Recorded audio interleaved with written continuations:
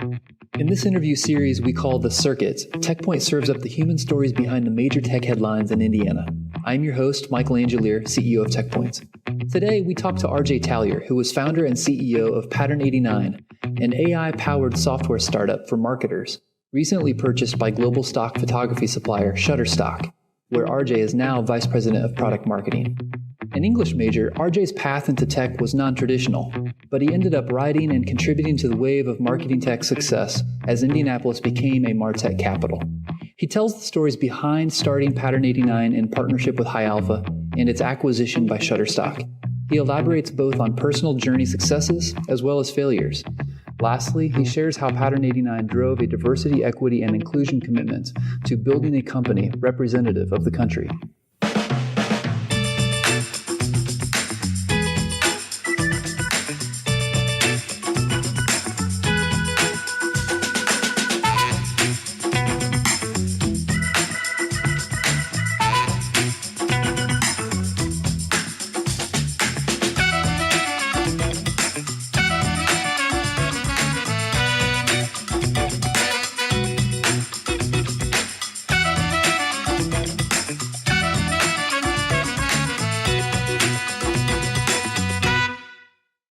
RJ? Hey, Mike. Welcome to The Circuit. Thanks for having me. We're excited to get into the story of Pattern 89 and Shutterstock, and then also your story here in Indy and in the Indie tech community as well. So let's start with Pattern 89. In 2016, you decided to found this company that you would be CEO of as well. What was happening? Why did you decide to do that?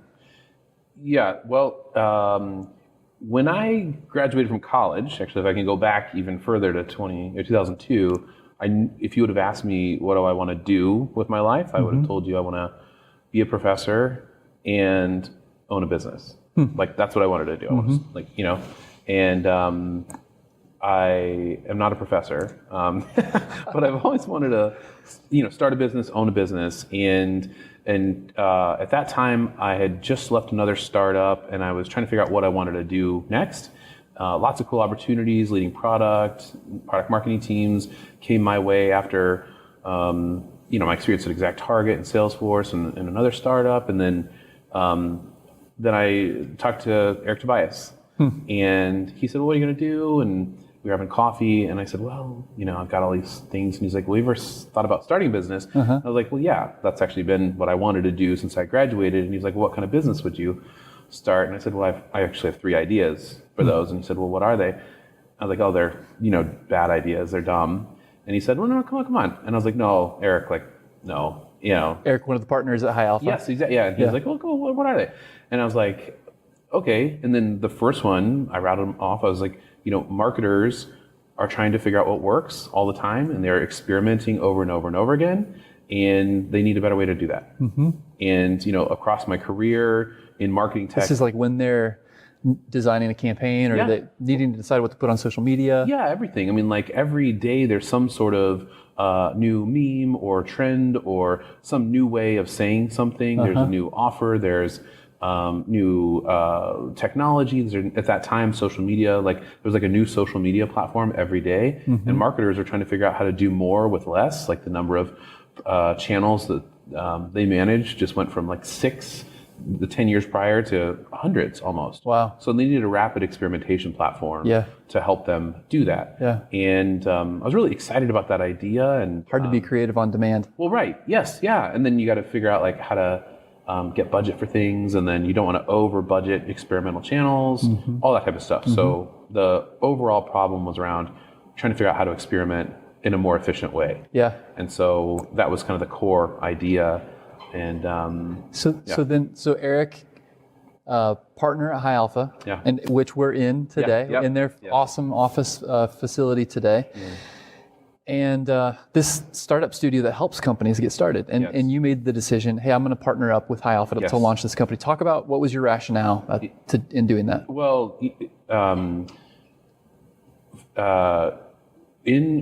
I knew that I wanted to do something in marketing tech, and I wanted to work with the best.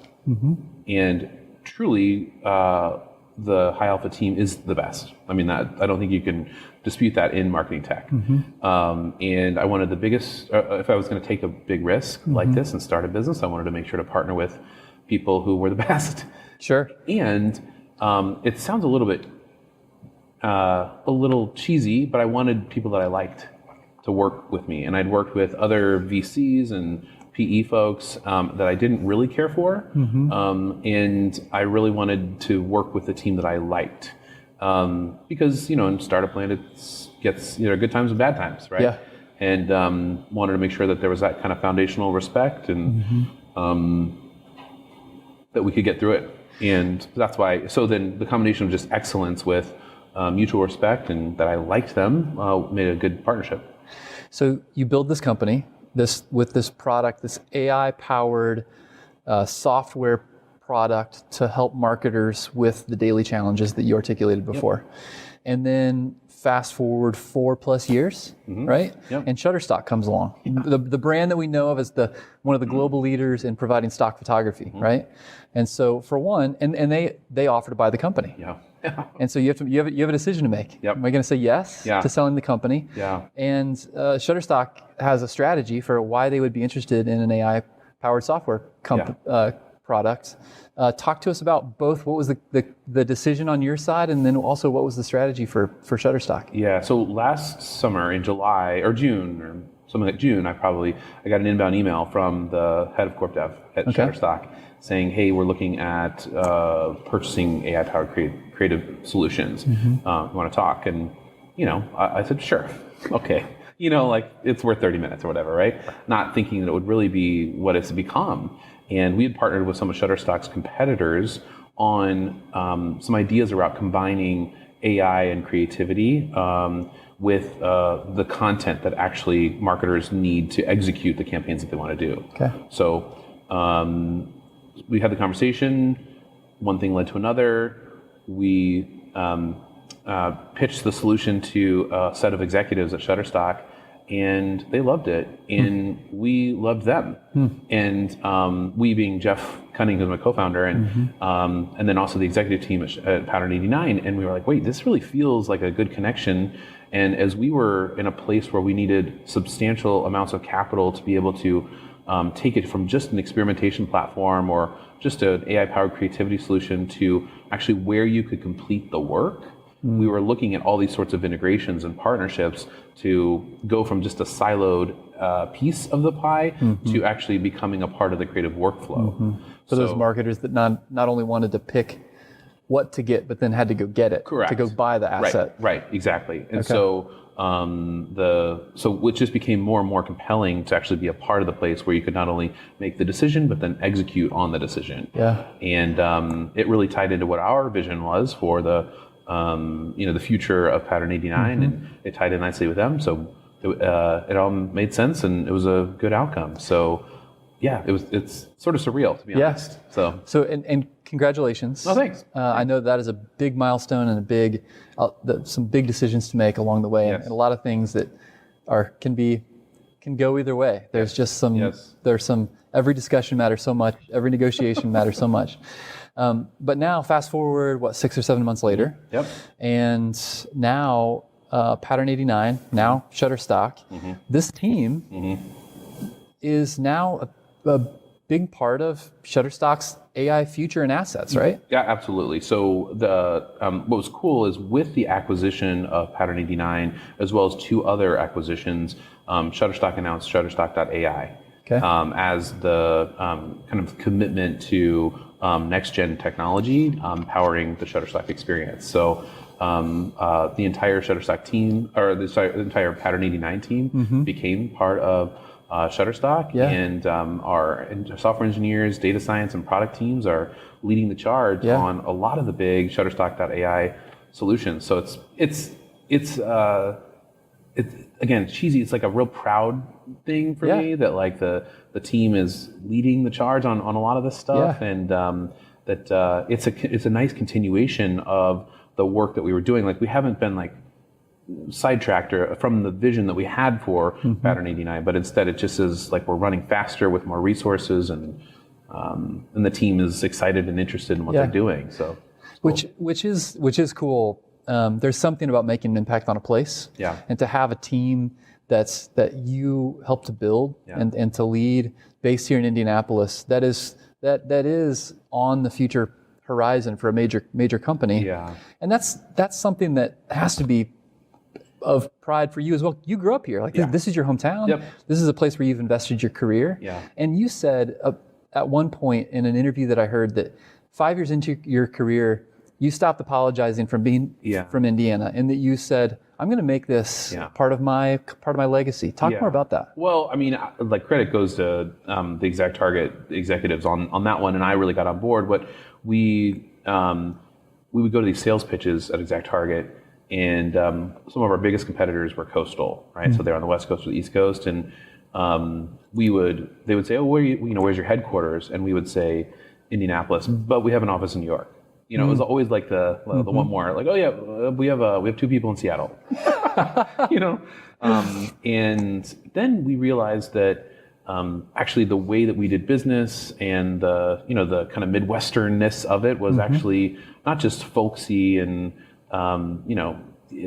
folksy, but instead it was actually a strategic advantage that people wanted to be treated with respect, and sometimes some of the sharp elbows with some of our competitors actually led to bad outcomes for customers. So we kind of ExactTarget really doubled down on, hey, Indy's the office, and Indianapolis is the global head for ExactTarget Global. Yep. They would bring everybody in for training here in Indianapolis as the company expanded across the globe, and they branded the culture as orange, and everybody talks about the orange culture, which is it's a lot of things, but something I'm really proud of, and so.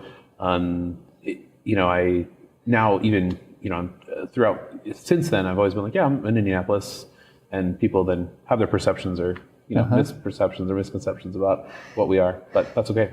So, and that ExactTarget story, for those that not familiar, one of the leading marketing tech companies, acquired by Salesforce, $2.7 billion acquisition, and as you said, they are now one of the most talked about examples about how a company can help to define and help to really put a place on the map and to make a really positive impact, not only kind of physically in jobs, but also in culture and identity. Yes. They are the biggest part of, and now Salesforce has the headquarters of their marketing cloud here, and one of the largest hubs in the Salesforce Tower, so all those good things. Indianapolis has become one of the kind of marketing tech capitals globally, a place where there are a lot of marketing tech companies, and there's been a lot of success, billions of dollars in acquisition, obviously ExactTarget and Salesforce being the biggest portion of that. But you've been part of the journey for multiple of those companies. Yeah. And you've seen kind of the evolution of that journey. You were at ExactTarget, you were employee number 60. Number 60. Yeah, something like that. So super early on. Yeah. What do you think when you look back and analyze the wave of that marketing tech journey? Yeah. What are some of the biggest contributors to it? What do you think are some of the biggest assets or ingredients for making that possible? Well, I think one is timing, because MarTech was just emerging at that point. And so that ExactTarget was founded around that time and really was an early leader in the email marketing world, and then added in mobile and social, et cetera. So I think that we were right on we got the timing right, or I guess the founders of ExactTarget got the timing right. And then I also think that with the right partners from like a board and a venture capital perspective that really believed in the solution and poured lots of investment, and they had the right strategy to execute on it. And then I think that other folks saw the talent and the cost of living and the return that you can get on Indianapolis as compared to other places, and started saying, okay, this is actually a strategic advantage. And so I think it's just that snowball effect that more and more talent and experience in MarTech then spanned out to other companies. And you've seen other companies put their headquarters here, or other MarTech companies come and invest here. Or Aprimo being another big example. I mean, or then more and more startups want to start here because there's so much talent that knows how to do it, and was there in the beginning and has evolved with it. So let's now look toward the future of marketing tech. Yeah. A lot has happened since you entered into the field, and now you're working on the front edge of AI and marketing tech. What's on the horizon? I think tons. I think that I am biased, but I think that artificial intelligence to help us make smarter decisions in marketing technology is just in its infancy. Forrester, the analyst firm, said that AI powered creativity is one of its 2022 predictions, like one of its big focus areas. In addition to other things like account-based marketing and other things. But I was excited to see that. I read that last night actually. I think that we are just at the beginning of 3D and augmented reality, virtual reality, the metaverse. Like, what does that mean? How do we connect in a digital and physical world? Like, what does that look like from a marketing perspective? And then I also think that there are giant problems to be solved in the privacy arena, because people want personalized experiences and they value personalized experiences, but they also get freaked out when too much data about them is shared. And you can see, there's been everything from the new iOS to GDPR to other privacy restrictions put on marketing that's going to force innovation. I mean, like, I'm not exactly sure what all the solutions are going to be, but how do you balance personal data with the expectation that the brand knows me? Yeah. Everything from, like, I'm sure you've had somebody complain to you. They're like, well, I'm a man. Why would I get an email with women's clothes in it? It's like that brand doesn't know me. I'm like, well, did you tell them that you're a man or that you prefer women's clothes? I'm like, well, no, but I don't want to have them to have that data. So it's this like balance, right? Of personalization versus privacy that I think is really going to be an interesting one to watch. So those three areas I'm keeping my eye on them. Yeah, marketing in the metaverse. That was. Oh yeah. That will be with advertising capabilities built into it. Yes, I think that there's giant opportunities in there. And, it's kind of cool because when I started my career, we were all still doing postcards. Like literally people sent out postcards. And then we were trying to convince people at ExactTarget to like stop doing print or put some of their print budget into digital. And everyone was like, I don't know. And now, and it felt like such a shift. And then like metaverse feels like, wow, that's another shift. Yeah. I wonder how that'll play out. But that's the opportunity in MarTech. So we'll see. So RJ, if somebody were to zoom all the way back and look at your career and just look at the highlights on it, it could look like a pretty linear success story in marketing tech. Yeah. But when you then dial in a notch, you'll see that it was not so linear. Yeah. There were ups and downs, and there were some rocky stops or rocky chapters in there as well. Talk about that. It's not all just a rosy journey. That's true. I mean, your first job out of college, right? Yeah. Well, so my so when I first graduated from college, I took a job. I was the first class of Orr Fellows, actually. Yeah. And I had a placement at a company that went bankrupt. And so I truly, despite best efforts, had not a lot to do. In fact, one of my assignments was to walk the CEO's dog.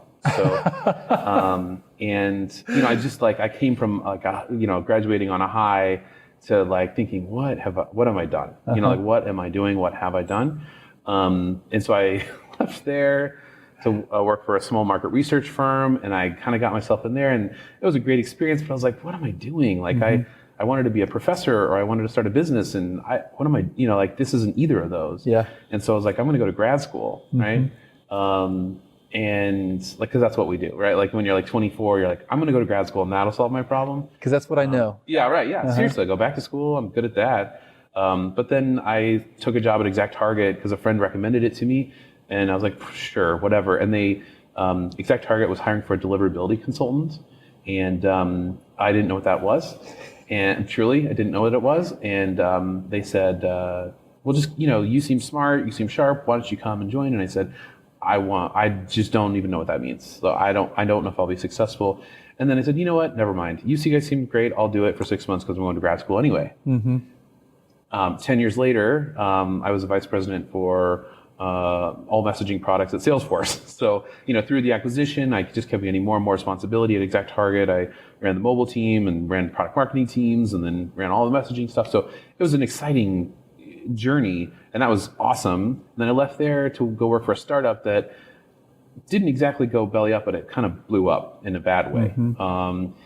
That was definitely a rocky part. And then I started Pattern 89, as we talked about, and that wasn't all a smooth ride either. I mean, day to day depends. But it's definitely up and down and up and down. But throughout that, you just, I actually go back to DePaul, where we both went to college, and every semester I teach a class as a part of the senior seminar on failure.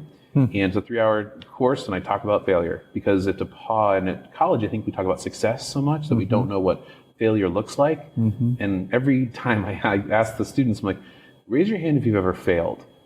And they're like, and they'll raise their hands and they'll say, and I'm like, well, tell me about the failure. And they're like, well, I was getting a C in my class, and then I went to meet with my professor, and then I ended up getting an A-. I'm like, you didn't fail. Like, what does it actually feel like to be a part of a company that just runs out of money, or that gets shut down, or goes bankrupt, or a project that just loses a lot of money, or you get fired, like those types of things. And those are not experiences that a lot of people have, and certainly I didn't when I was that age either. But like, that's what it, get resilience and getting through that stuff is something that in tech world is, if you can, it's super exciting because you can take risks. So anyway, that whole failure idea is equally important to the success, and because you got to keep taking risks. And you took a non-traditional path to tech. I mean, you were an English major, right? Yeah. And I have a master. I did end up going to grad school while I was working. I did a part-time thing, but I have a master's in English too, so in creative writing. So I've got this non-traditional thing, and whenever people ask me about my background, they assume I have like an MBA or an engineer or something like that. And they say, no, I actually have a master's in creative writing. But it's been funny because one of, I'm not as technically deep as some of the software engineers or the data science, or actually, they're a lot more technically deep. But what I can do is I can read documentation and translate that into customer-facing stories, materials, presentations, content. I can go out and sell it with authority. And my first job at ExactTarget, my first job in tech, was as a deliverability consultant. And literally the first thing I did was read the Canned Spam Act, which had come out the year before. And so I was then the expert in deliverability at ExactTarget for having read a giant boring piece of legislation, but like I was, then consulting with like the CMO of Home Depot on how to apply deliverability standards to their marketing programs. So, that non-traditional background now, if I can say, I found that like, if I went into an interview or a meeting and said like, hey guys, I'm an English major, and I'm a storyteller, and I'm a creative writer, how can I help you? But instead I said, no, I'm an expert in canned spam, and I can help you, address your marketing strategy around this. It's like, how do you take what you're given and what you're good at and apply it to the situation? Has always been kind of what I think about when I think about how English fits into, or my English background fits in. I would love to just like, for a second, Angie Hicks, who started Angie's List, in 2002, I interviewed with her for the Orr Fellowship. And I had gone through sets of interviews where people said, hey, what do you see yourself doing in 5 years? And I had said, I want to own my own business or be a professor. And like I was interviewing at, corporations. And they were like, okay, well, maybe you're not a fit for what we want here. And so I talked to Angie, she interviewed me, and she said, well, what do you want to do in 5 years? And I kind of was like, maybe a little bit too bold. And I was like, do you really want to know? Do you actually want to know? Or you want me to say like, I'll be working in marketing at Angie's List? And I would not recommend saying what I'm said. But like, Angie said, well, no, I'd like to know. And I was like, I'd like to own a restaurant. And she was like, tell me about the restaurant. And like, I haven't talked to Angie about this, but I think that what she heard was, I want to be an entrepreneur. I have an idea. Let's hear about your business plan for it. Let's hear about entrepreneurship. And I got the job. That's awesome. I got the job as like what I think the Orr Fellowship's looking for is entrepreneurs. And I was that. I just didn't have like an entrepreneurial degree. I was a part of a business program at DePaul, and but an English background. Like, how do you, just like you're saying, how do you bridge that gap and find people who are, maybe not resumed in that way, but like, how do you find that talent and put them in the place? It takes an open-mindedness. Yes. Not looking for, I've got a job rec and I'm looking for someone to fit that job rec. Correct. Yes. Yeah. Well, credit to Angie. So, and to the War Fellowship for that matter. Yep. Scott and Bill and everybody who helped make it happen. So the last thing that I wanted to touch on, one of the things that I've respected about you and the way that you formed Pattern 89 is a commitment to DE&I from the start. Yeah. In the days when you weren't playing from a big corporation with a robust HR team and big budgets to go pursue DE&I initiatives. Yes. Like you built it in from the start. Yeah. So much so that one of your stated core values was that you wanted to build a company that was representative of the country, right? Yes. So will you talk more about how you did that? Yeah. And then what did you learn from that experience? Yeah. So when we started Pattern 89, we sat down and said, what are our core values going to be? Core values were a big part of the success of ExactTarget. They were a big downfall of other companies that I've been a part of, like not having them. And so we said, all right, what are we going to stand for? And we had 5 core values. One of them was building a company that represents the country. Our 5 core values were written. They were recited in every weekly meeting that we had. Our entire team, I'm hoping, would still be able to tell you 4 of the 5. Because we talked about them all the time, and we talked about how we were living into them or not living into them and what we should do. And because of my experiences, I saw the good and bad effects of having a diverse team, an inclusive team, and we wanted to have that from the very beginning because we knew that marketers look and act like all sorts of people, right? There are lots of different people who are marketers, so we needed to make sure that as we're building an AI platform that has a high probability of bias in it, that we have a company that represents the country so that we can avoid some of those pitfalls in terms of bias that other platforms haven't done and gotten themselves in trouble. So by stating that up front, we found that all sorts of people were attracted to working with us. People who come from underprivileged or underrepresented backgrounds wanted to work with us because we put on our website, we want to build a company that represents the country, and we showed up at events like Black Girls Code, or I was the only man at a women's networking event. I did ask if I could come. Yeah. And they said, yeah, sure. Yeah. But I was like literally the only guy there out of like 120 women, which, is fine. And because they said, yes, you can come, no problem. We sponsored events that were targeting those underrepresented communities. Yeah. We partnered with the Last Mile, which is a coding program for Justice Involved, which is another name for formerly incarcerated individuals, and gives them a career path and a path out of that experience that they have been through. And we invested in sponsoring visas for international candidates who came out of top programs. But those are all things that startups normally don't do because they don't have the HR infrastructure to do it. And in investigating some of this, I was told like, oh, that's complicated, it's expensive. It's not. I mean, like, there is money involved, and you do have to read the documentation, but like, it's not so much of a barrier that we should just go only hire people in the network, right?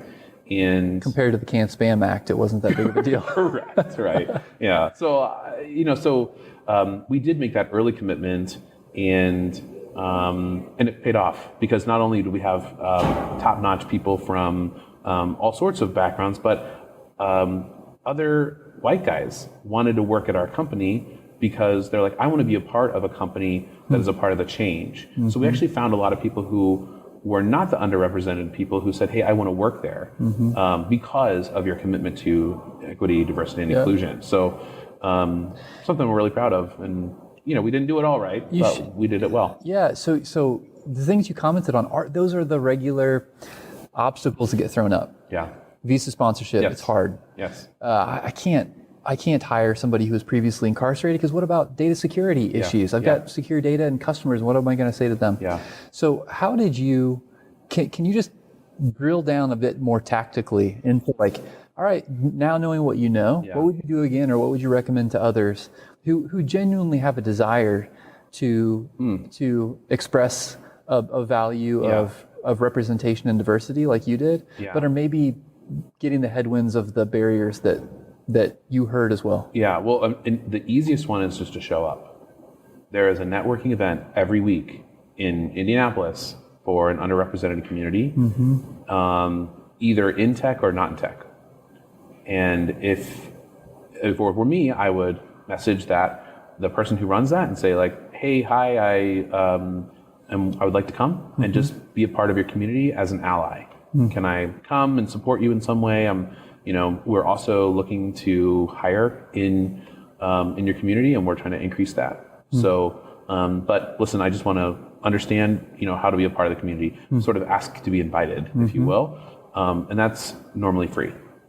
Then you can move on to time commitments or time investment. Everyone's looking for mentors or for, opportunities to help with career development or that type of stuff. That's an easy way. Get on all the job boards, partner with historically Black colleges and universities. All of those things are free. And then hopefully just by showing up and being a part of the community, that's an easy way to investing time is often more expensive to an individual than throwing out a sponsorship amount. And then spread the love too. I would ask our team to go, and I can't go to every breakfast every morning, but with a team of 25, we can spread it out and make, do some nice connecting there. So those are two tactical things. And then the third is talk to your board. We went to the board and talked about ways that we wanted to increase diversity and inclusion efforts. That was super helpful, because on the risk management side, specifically working with Last Mile, we had questions about that. We wanted to make sure we had support, in the world that we were living in, data, AI. It's data security is a big thing. So the other thing is just talking about equity, diversity, and inclusion, showing up to the conversation. For somebody who looks and has my background, just being there is a step, And I also, from an attitude standpoint, always went into these conversations listen, I'm going to make a mistake, and often people don't want to put their toe in the water because they don't want to get zinged, for saying the wrong thing or whatever. And I just sort of went in with a lot of humility, listen, I don't, point me in the right direction if I go on the wrong one. And let's talk about it. And even with our team, there were some scenarios where people made some unknowingly insensitive remarks, or there was potential conflict bubbling up, and I would just call the person and say hey, let's talk about this. What happened? That type of stuff. So there's a little bit of a time component there. So those are some tactical things I think are worth pursuing. Well, thanks for setting an example of how it can be done, and it doesn't have to be one of those things that gets deferred until later when you have the resources or you have the time or you have the bigger team. Well, I think it's important. I hear that, and then the problem is you're so far down the path, and you find yourself just with a team of people from your network who only look like you, and then it makes it even harder to bring in talent who is not of that demographic or whatever, because it's wait, I'm going to be the only one. I hear that from candidates who are I don't want to be the only person. And so then you end up having to get over that hump. If you just start with that in mind, we heard that over and over. You guys made an early commitment to it, so it creates this pipeline, and people want to join because they're not going to be the only one at the table. Well, that's wonderful. RJ, this has been a pleasure. Yeah, thank you. Thanks for taking the time, and we're thrilled for what your leadership and your team's leadership here in marketing tech and the AI landscape. Thanks. Is gonna lead for the future here of our tech community. Well, thanks to you and to TechPoint for helping enable all that too. Thanks, RJ.